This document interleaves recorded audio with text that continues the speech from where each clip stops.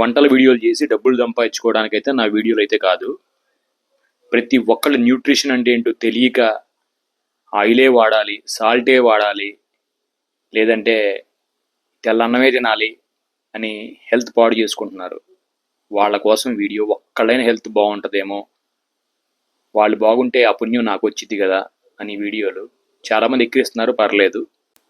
నెయ్యిలో కొంచెం ఎగ్స్ వేపుకున్నాను, ఎందుకంటే కాస్త చూడటానికి టేస్టీగా తినడానికి బాగుంటాయి అని. ఇంట్లో ఉన్న వెజిటేబుల్స్ ఏవైతే ఉన్నాయో అవన్నీ కట్ చేసి చిన్న చిన్నగా, ఎందుకంటే ఉడకాలి కాబట్టి చాలా చిన్న ముక్కలుగా కట్ చేసుకున్నాను. అవైలబుల్గా ఉండే ఏనా, కాకపోతే గార్లిక్ తర్వాత ఈ కరివేపాకు మిస్ కాకుండా చూసుకోండి. కళ్ళుప్పు మాత్రం ఖచ్చితంగా నేను వాడతాను, ఎందుకంటే అది ఉప్పు బాగుంటుంది టేస్ట్, దాంతోపాటు మినరల్స్ ఉంటాయి.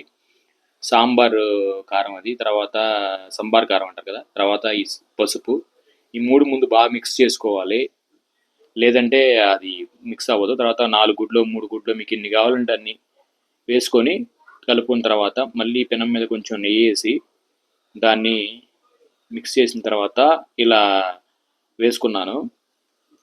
చిన్న చిన్న స్లైస్ అవడం వల్ల మీకు 90% వెంటనే కుక్ అయిపోతుంది. కాకపోతే క్వాంటిటీ కొంచెం ఎక్కువ ఉండడం వల్ల టైం పట్టవచ్చు. తర్వాత మనం ఇందాక వేపుకున్న ఎగ్స్ని కట్ చేసి పెట్టుకున్నాను. వాటిని ఇట్లా ఇవి ఉడుకుతున్నప్పుడే, పచ్చిగా ఉన్నప్పుడే దాని మీద ఇట్లా బోర్లేసి పెట్టాను, ఎందుకంటే ఇలా అంటుకుపోతుంది దానికి, దానివల్ల అది ఊడకుండా ఉంటాయి వీలైనంత వరకు. సో ఇప్పుడు దీని మీద మూత పెట్టేస్తాం అనమాట. మూత పెట్టిన ఒక 5 మినిట్స్ టైంను బట్టి, తర్వాత ఇట్లా తీసి చూసినప్పుడు ఎంతవరకు కుక్ అయిందో మీకు అర్థమవుతుంది. కొంచెం మధ్యలో తడితడిగా ఉన్నప్పుడు కింద మాడే అవకాశం, కాబట్టి దాన్ని బట్టి టెంపరేచర్ తగ్గించుకోవడం పెంచుకోవడం చేసుకోండి. తర్వాత ఇట్లా కొంచెం లైట్గా అట్లా గెరెట్తో కలిగించడం వల్ల ఆ హోల్ పడి అది కొంచెం డ్రై అయ్యే అవకాశం ఉంది. మూత మళ్ళీ పెట్టేసేసి ఇప్పుడు ఏం చేశానంటే ఈసారి మళ్ళీ చెక్ చేస్తాం ఇంకొకసారి ఎట్లా ఉందో, లేదంటే కట్ అయిపోయింది కదా, కట్ కాకుండా ఉండాలని వీలైనంత వరకు. తర్వాత డైరెక్ట్ దీన్ని మనం తిప్పడం అంత ఈజీ కాదు, ఎందుకంటే 4 గుడ్లు ఉంది కాబట్టి కట్ అయిందంటే ఇదంతా వేస్ట్ అయిపోతాయి.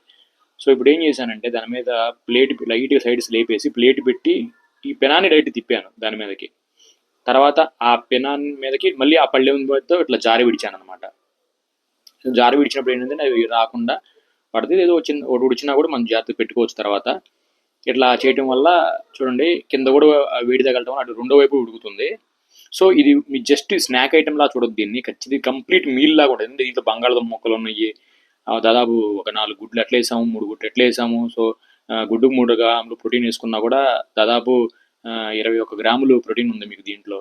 సో కార్బోహైడ్రేట్స్ ఉన్నాయి, ప్రోటీన్స్ ఉన్నాయి, మినరల్స్ ఉన్నాయి, వెజిటేబుల్స్లో విటమిన్స్ ఉన్నాయి. సో కంప్లీట్ ఇది ఒక భోజనం లాగా మీరు తినేసేయచ్చు మొత్తం. సో వీలైనంత వరకు హెల్త్ని కాపాడుకోవాలి. న్యూట్రిషన్ చాలా సింపుల్, కానీ ఎలా తింటున్నామని ముఖ్యం. ఆయిలే వాడాలి అని కాదు, ఎలాగైనా మనకి ఇష్టం వచ్చినట్టు ఇలా చేసుకోవచ్చు.